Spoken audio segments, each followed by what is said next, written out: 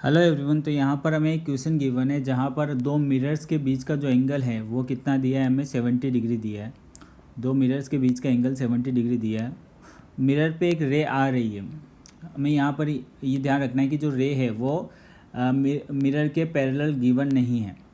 ठीक है, तो हमें एंगल डी फाइंड आउट करना है। अब देखो, हम यहाँ पर एक कॉन्सेप्ट का यूज़ करेंगे कि जो भी रे होती है वो जिस एंगल पे आती है उसी एंगल पे वापस जाती है। मतलब इंसिडेंट एंगल और रिफ्लेक्टिंग एंगल दोनों सेम होते हैं। तो अगर मैं इस एंगल को x लूँ, अगर मैं इस एंगल को x लूँ तो ये वाला एंगल जो होगा वो भी क्या हो जाएगा, x हो जाएगा। और अगर आप इस एंगल को y लो तो ये वाला एंगल भी क्या हो जाएगा, आपका y हो जाएगा। ठीक है, 2y हो गए। अब अगर आपको पता है कि भाई एक लाइन पर जो एंगल का सम होता है वो 180 आता है, तो अगर इस लाइन पर जो एंगल का सम x प्लस एक्स 2x हो गया तो ये जो रिमेनिंग एंगल है वो कितना हो जाएगा आपके पास, 180 माइनस 2x हो जाएगा। यहाँ पर भी जो ये एंगल है वो कितना हो जाएगा, y प्लस वाई सम 2y आ रहा है, तो ये वाला जो एंगल है वो कितना हो जाएगा, 180 माइनस 2y हो जाएगा। ठीक है, अब हम क्या करते हैं, सबसे पहले इस ट्राइंगल में एंगल सम प्रॉपर्टी लगा देते हैं। इस ट्राइंगल में एंगल सम प्रॉपर्टी लगा देते हैं। तो x प्लस वाई प्लस 70 इनका सम कितना आएगा, तीनों एंगल का सम 180 आएगा।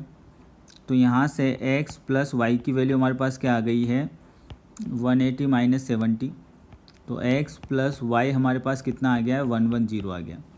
ठीक है, अब एंगल डी हमें फाइंड आउट करना है। तो एंगल डी अगर आपको फाइंड आउट करना है तो अगर वो एंगल डी है तो उसका लीनियर पेयर वाला जो एंगल होगा, ये लीनियर पेयर वाला एंगल वो कितना हो जाएगा, 180 माइनस डी हो जाएगा।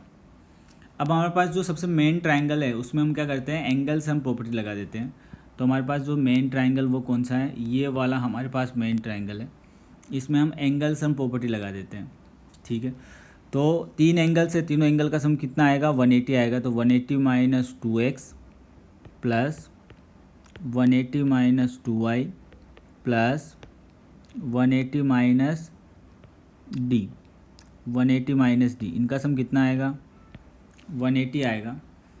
तो एक 180 से तो एक 180 कैंसिल आउट हो गया है, तो ये हमारे पास हो गया 180 कितना हो गया, 360 minus 2 times of x plus Y, X और माइनस 2y और माइनस 2x में से -2 कॉमन ले लिया है, and minus D equal to 0। अब यहाँ पर हम x प्लस वाई की वैल्यू रिप्लेस कर देते हैं।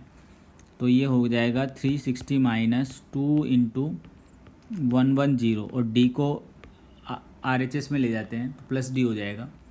तो ये हो गया हमारे पास 360 माइनस 220 इक्वल टू कितना आ गया, डी आ गया। तो जो डी की वैल्यू है वो कितनी आ गई है, हमारे पास 140 डिग्री आ गई है। तो जो डी है अपने पास वो कितना आ गया, 140 डिग्री आ गया।